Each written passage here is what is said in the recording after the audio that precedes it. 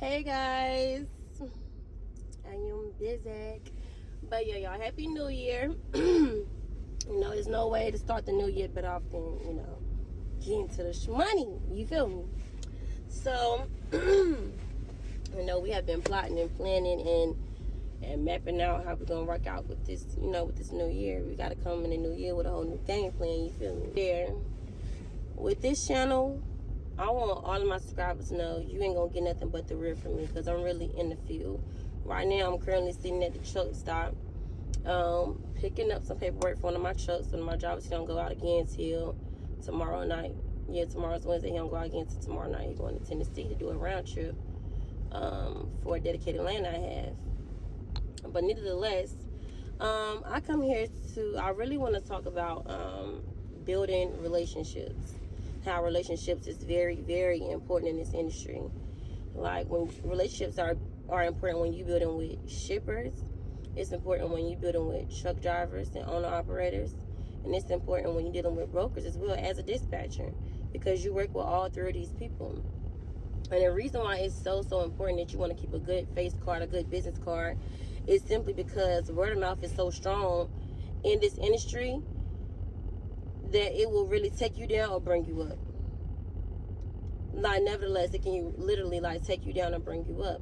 And also for the people I know it's like a lot of inspiring dispatchers out there, or a lot of people that want to get in the trucking industry or just want to get a business, period. I do want to say one thing. I done bumped into a lot of people, and I actually used to be this way as well, where you feel as though like you're you got to be bold and also lose that shyness and just be brave enough to say, you know what, bump this, I'm talking to everybody.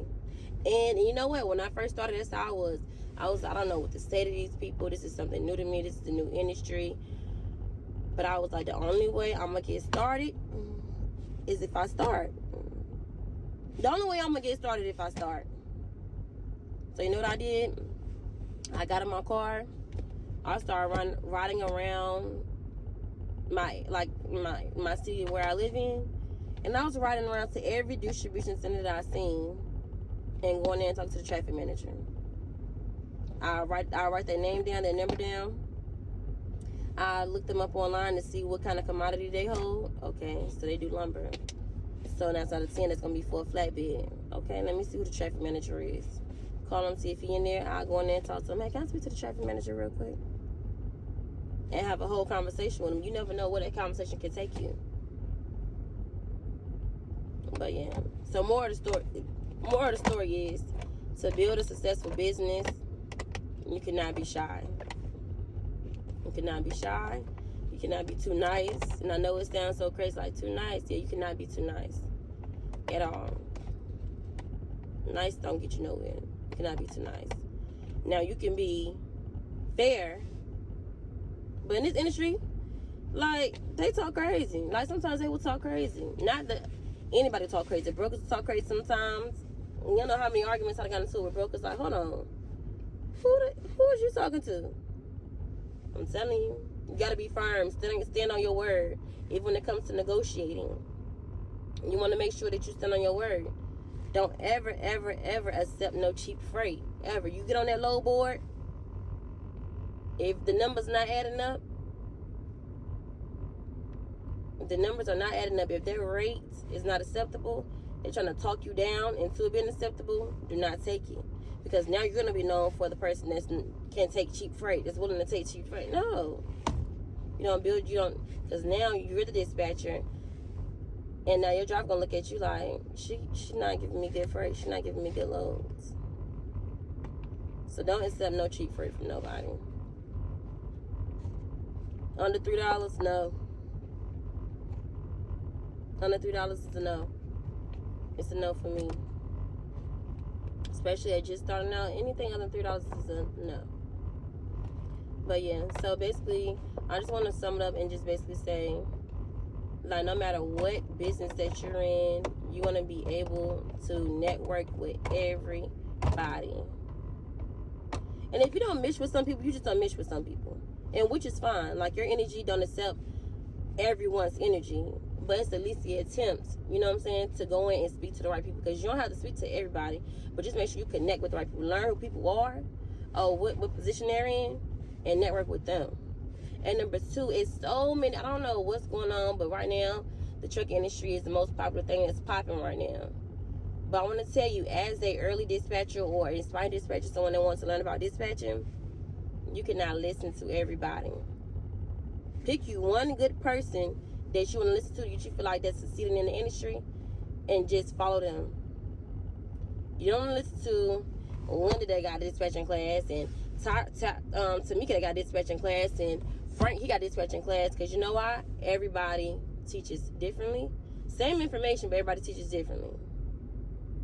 Everybody has their own concepts of how they get lows, their own concepts of how they get successful. You just need to pick you one person and follow them. And that's actually for any industry, though.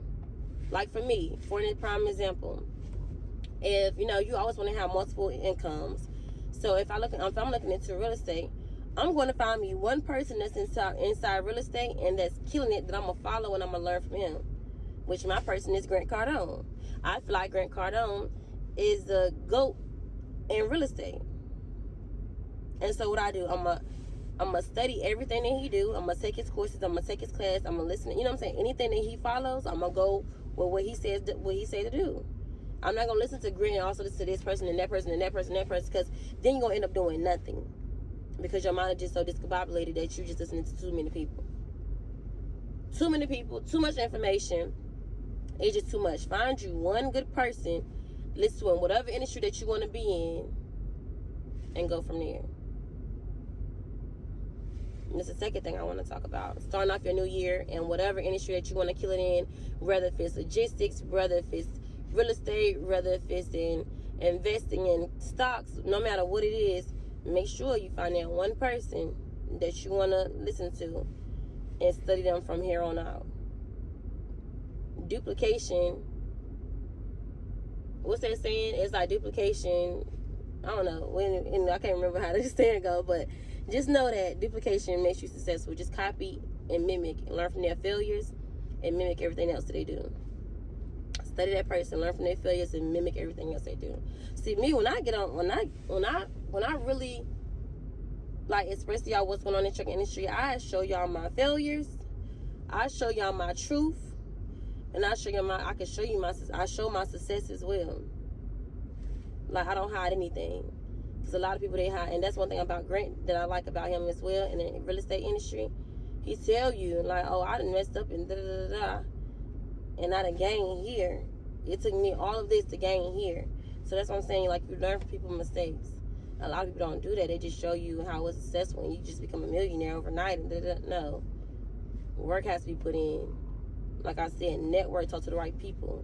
Follow that one person that you feel like is killing it and study from there. Now, I know it may seem like I'm going all over the place, but these are the key points that I wanted to talk about coming into the new year. And I also wanted to give one good tip. Well, I wanted to give a good tip as far as dispatching as well.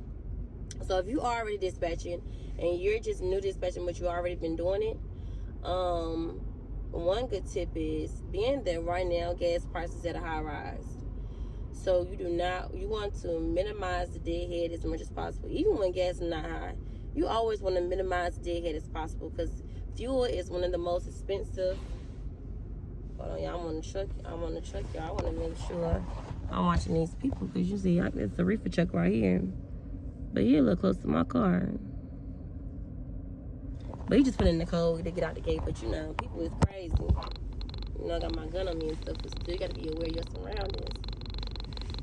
But yeah, especially in a truck driver, because truck drivers. We'll get into that, but just in general, like, you're gonna protect yourself. Okay, I'm sorry, I'm getting all over the place, but you want to make sure that you minimize your deadhead as much as possible, because fuel is one of the highest expenses on the road that the driver has. And as a dispatcher, you want to always put yourself in the dispatcher's shoes. Always, no matter what. Because if a dispatcher is working with you, they're like your family. That's your kinfolk. Because out of all the companies in the world, they chose you to work with. They gave you a chance to work with.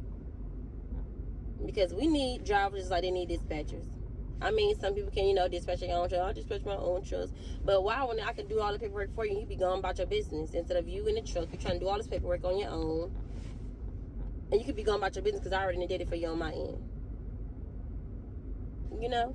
It just you want to minimize time. The things that you got to do with time, you want to minimize that as much as possible. But as I was stating, you want to make sure you minimize that. Make sure you always put yourself in the driver's shoes. So when you booking low, when you're looking at the deadhead, how far you got to go to the next pickup spot, make sure it's fairly close, because you don't want him to drive in an hour, 2-3 hours away to get to the next pickup. No. Just imagine if you have to do that. You'll be pissed off. Always put yourself in the driver's shoes. Make sure you network with the right people. And also, what was the other thing we talked about, y'all? Also, make sure you find one person and listen to them and study them and learn from their mistakes. Because when you've been ready, you ain't got to get ready. I'm gone.